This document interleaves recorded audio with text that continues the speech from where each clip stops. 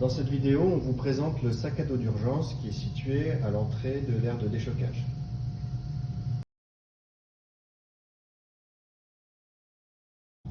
Le sac se décompose de la façon suivante.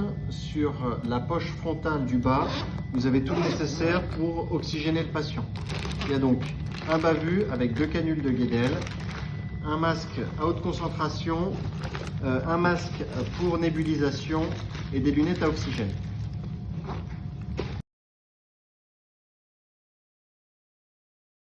Sur la poche frontale du haut, vous avez le nécessaire pour aspirer votre patient avec à la fois la tubulure et le raccord que vous pouvez connecter au bocal, des sondes d'aspiration et des masques FFP2.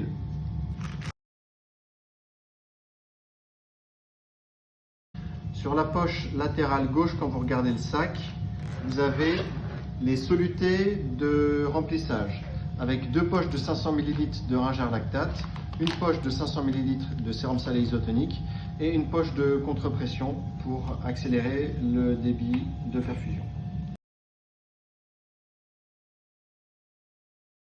Sur la poche latérale droite, lorsque vous regardez le sac, vous avez différents types de solutés avec à la fois des petits pochons de sérum salé isotonique de 100 ml pour préparer vos dilutions de médicaments notamment, un flacon de bicarbonate molaire à 84 pour 1000 et un pochon de mannitol à 20%.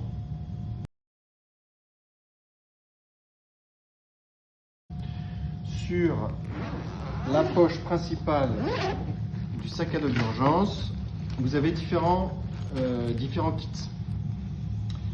Vous avez le kit d'intubation qui contient tout le nécessaire pour intuber votre patient avec votre laryngoscope, une lame 4 qui est montée dessus, une lame 3, un raccord annelé, des sondes d'intubation de différents calibres, une seringue de 10 ml pour gonfler le ballonnet, le scotch pour fixer la sonde d'intubation, un stéthoscope et une pince de Magil, ainsi que des piles supplémentaires pour le laryngoscope.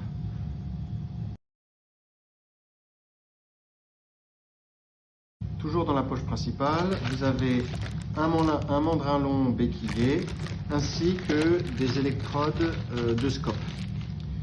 Puis viennent les 2 ampouliers. Les ampouliers sont organisés de la façon suivante. Vous avez à l'intérieur des ampouliers différents types de médicaments. Celui-ci est pour une induction anesthésique et l'entretien d'une anesthésie générale, avec à la fois du propofol, de l'étomidate, du midazolam, des curares, rocuronium, célocurine, atracurium. Et de l'autre côté, vous avez de quoi gérer une urgence hypertensive avec de l'urapidil, un OAP avec du Risordan, du furosémide, des antagonistes avec à la fois de l'analoxone et du flumazénil, et 2 ampoules de rivotril de 1 mg.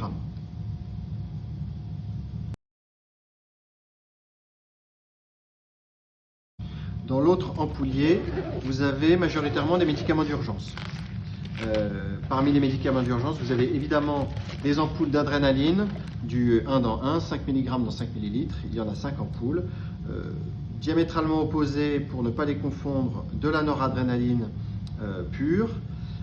Vous avez également des ampoules de cordarone que vous voyez ici, des ampoules de G30, du gluconate de calcium et 2 seringues pré-remplies d'éphédrine ainsi que 2 seringues pré-remplies d'atropine avec un nébuliseur de ventoline et 2 petites ampoules de terbutaline que vous pouvez utiliser avec le masque pour nébulisation qui est dans la poche frontale basse du sac.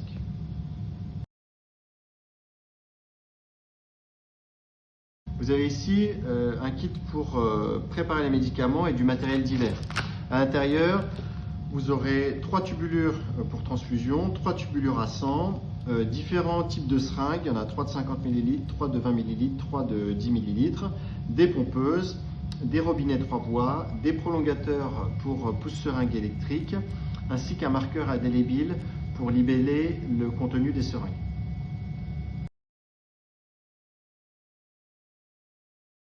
Et enfin, vous avez le kit pour pose de cathé intraosseux. À l'intérieur de ce kit, plusieurs éléments.